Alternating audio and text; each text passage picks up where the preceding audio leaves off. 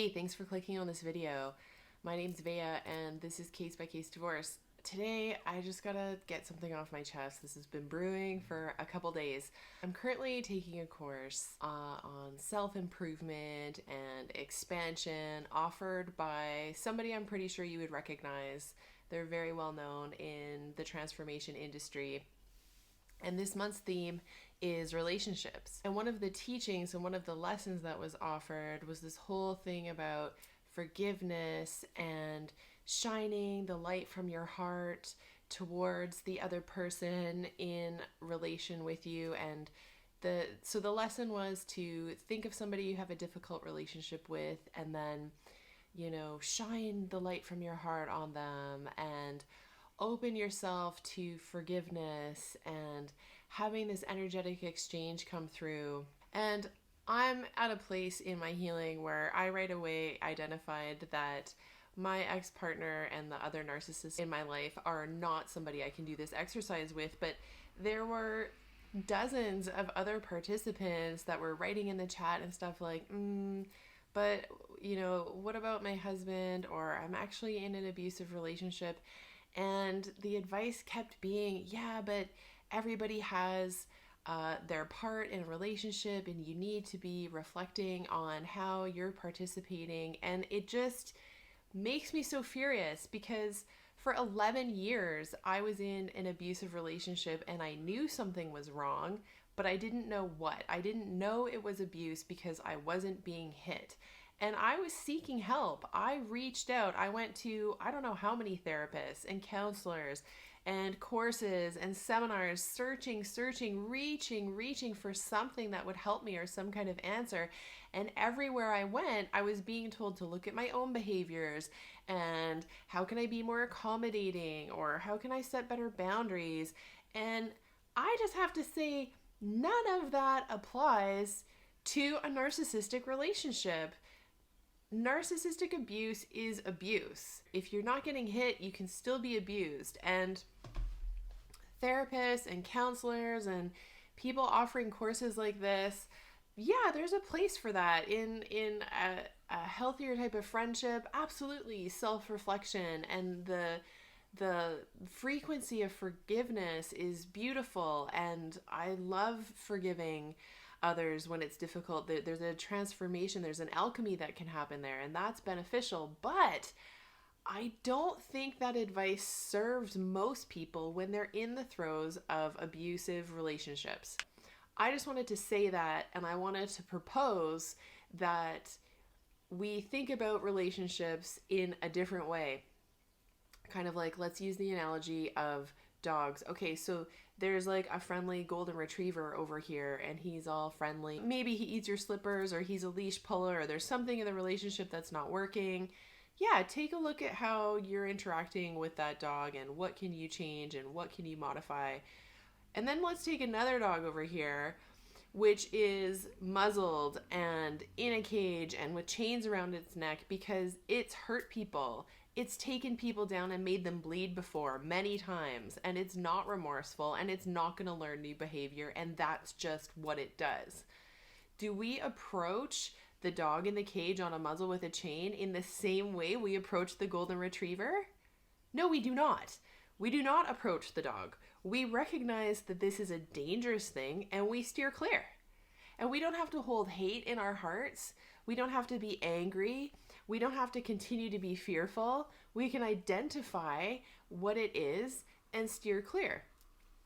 And what I'm suggesting is that people start to understand that all relationships are not workable. Not every relationship needs to be workshopped and fixed and repaired. Some relationships need to be identified as abusive and left. They need to be escaped from. So, if anyone else was taking that course with me and they're feeling unsure about themselves because they maybe aren't able to extend forgiveness, I say, screw it. You maybe one day will get to a point in your life and your healing journey where you can forgive the narcissist. But for now, it's more about recognizing what abuse is and doing what you can to get yourself out of that abusive relationship and then healing the trauma that's occurred and happened to you because it's real. You are actually being hurt by an abuser if you're in an abusive relationship.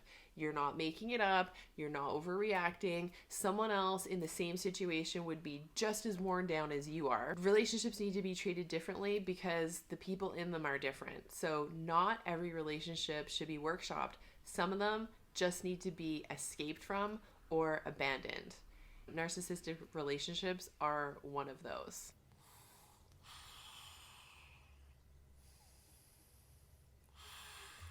I think for a lot of people, and definitely in the industry, no one wants to use the word victim. We all shy away from the terms abuse and victim. But in my own journey and so many other women I've encountered, identifying as a victim is a pivotal point in recovery. For most of us, and for me certainly, we're living in these relationships feeling terrible, watching everything crumble away. Our sense of personality, our sense of selves, our confidence, our health, our finances, our other relationships, our careers, our abilities to function in the world, all of this is slipping away. We know something's wrong, but we don't know what's happening because the word abuse is only extended to physical violence. And that is wrong and it needs to change. So to understand suddenly, to be given the gift of the information that what's wrong in your life isn't you. It's not you that's malfunctioning. You're in an abusive relationship and that's where the problem is happening.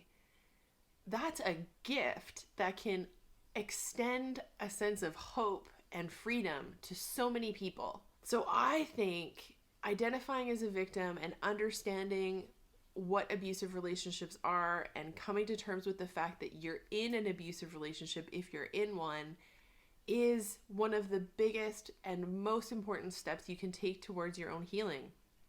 I'm not suggesting we dwell in the realm of victimhood and get comfortable there and live our whole lives as victims. No. But to get us out of the cognitive dissonance, the confusion, the self-doubt that happens after years or months of gaslighting, after all this projection and defense and everyone else just saying, oh, well, it can't be that bad. Oh, well, he's, at least he does this or that for you. Don't make too much of it.